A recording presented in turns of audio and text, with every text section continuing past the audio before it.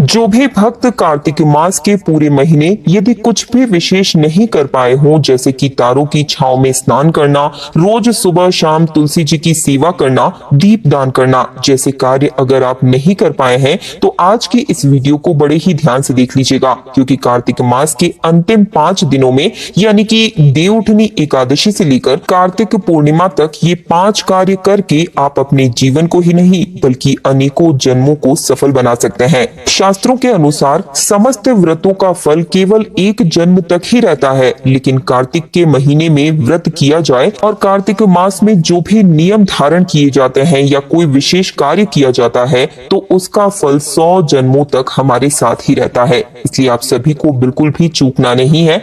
1 नवंबर से लेकर 5 नवंबर तक यानी कि देवउठनी एकादशी से लेकर कार्तिक पूर्णिमा तक 5 दिन अभी आपको प्राप्त हो रहे हैं, जिनसे कि आप पूरे कार्तिक मास का फल इन 5 दिनों में ही प्राप्त कर सकते हैं। इन कार्तिक मास के अंतिम 5 दिनों में 5 कार्य करके आप अपने जीवन को ही नहीं अपने जन्म जन्मांतर को सफल बना सकते हैं। देखिए 1 नवंबर को शनिवार है और इस दिन हरि प्रबोधनी एकादशी भी रहेगी, जिसे कि देव उत्थान एकादशी भी कहा जाता है, और इसी दिन से तुलसी जी का विवाह भी आरंभ हो जाता है, जो कि आप कार्तिक मास की पूर्णिमा तिथि तक किसी भी दिन करवा सकते हैं। यानी कि 1 नवंबर को भगवान जागेंगे और कार्तिक पूर्णिमा जिस दिन देव दिवाली है, सभी देवी देवता धरती लोक पर आकर देव दिवाली मनाएंगे, और साथ ही 1 नवंबर से लेकर 5 नवंबर तक भीष्म पंचक भी चलेंगे। तो ऐसे में आप सभी इन 5 पावन कार्यों को जरूर ही कर लीजिएगा। इन 5 पावन पवित्र दिनों में जिसके अंतर्गत एकादशी आती है और जिसके अंतर्गत प्रदोष व्रत भी आएगा, और इसी के अंतर्गत वैकुंठ चतुर्दशी आएगी, और इसी के अंतर्गत में कार्तिक पूर्णिमा भी आएगी, जिसके अंतर्गत आपको पंच भीषक यानी कि भीष्म पंचक आएंगे। तो ऐसे में 5 पावन पवित्र दिनों में 5 कार्य करके जीवन को सफल बना लेना है। तो चलिए अब जान लेते हैं कि कौन से हैं वो 5 कार्य जो मैं आपको बताने जा रही हूँ। तो देखिए बहुत ही सरलतम विधि से बताऊंगी, और उसमें भी एक कार्य तो इतना विशेष है कि बस आपको कर ही लेना है। मात्र एक कार्य करने से संपूर्ण एकादशी, संपूर्ण कार्तिक मास का फल आपको प्राप्त हो जाएगा। तो चलिए बताती हूँ एक एक करके आपको 5 कार्य, लेकिन उससे पहले निवेदन है कि वीडियो को लाइक करके कमेंट सेक्शन में जय श्री हरि विष्णु तुरंत ही लिख दीजिए। अब ध्यान से सुनिए कि कौन से हैं ये 5 कार्य। तो देखिए पहला कार्य रहेगा, आपको जो शास्त्रों में भी विधिवत बताया गया है कि हरि जागरण अभी तक आपने विशेष रूप से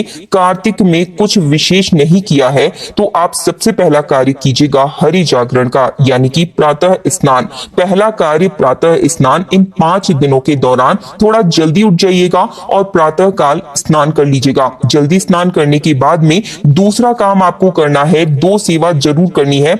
एक तो सूर्य भगवान को इन 5 दिनों के दौरान आप जल चढ़ाएं, सूर्य देवता की सेवा करें, और दूसरा कार्य है इन 5 दिनों के दौरान जितना हो सके रात्रि जागरण करें और हरि नाम का आपको जाप करना है। यानी कि जितनी देर हो सके आप रात्रि में जागें और भजन कीर्तन करते रहें, और सुबह के समय आपको फिर से जल्दी जाग कर सेवा करनी है। अब तीसरा कार्य है, इन 5 दिनों के दौरान अगर आपने तुलसी जी की कोई सेवा नहीं की है, कुछ भी नहीं किया है, तो इन 5 दिनों के दौरान तुलसी जी के सामने आपको रोज एक सुबह के समय में घी का दीपक जरूर ही जला देना है। तुलसी जी की सेवा से, दीपदान करने से आपको पूरे कार्तिक मास का फल इन 5 दिनों के दौरान ही प्राप्त हो जाएगा। और कोशिश कीजिएगा कि तुलसी विवाह जो है वो सरल तरीके से सही, लेकिन करना जरूर ही है। मेरे चैनल पर वीडियो आ चुकी है सरल तरीके से तुलसी विवाह आप किस प्रकार से संपन्न करवा सकते हैं। तो कोशिश कीजिएगा इन 5 दिनों के भीतर आप तुलसी जी का विवाह भगवान श्री हरि विष्णु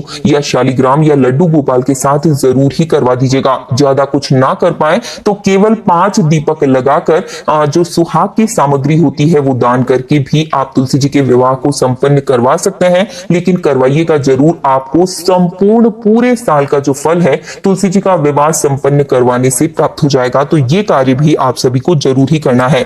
चौथा कार्य है, तुलसी माता की परिक्रमा जरूर कीजिएगा इन 5 दिनों के दौरान, और कोशिश करें कि सुबह और शाम दोनों ही टाइम पर आप दीपदान करें। और कार्तिक मास के महीने में सबसे बड़ी जो विधि बताई गई है वो एक ही विधि है, दीपदान की विधि, जिसमें कार्तिक के महीने में दीपदान जरूर ही करना चाहिए। मानो उन्होंने सब कुछ प्राप्त कर लिया जिसने इन 30 दिनों के अंदर दीपदान किया। अगर आपने कार्तिक मास के पूरे महीने दीपदान नहीं भी किया है तो कम से कम इन 5 दिनों में दीपदान अवश्य ही कीजिएगा। शास्त्र कहते हैं कि मंत्रहीनम क्रियाहीनम शौचनम जनार्दनम सर्व संपूर्णता यति कार्तिकेय दीपदानात। भगवान कहते हैं कि मुझे कोई फर्क नहीं पड़ता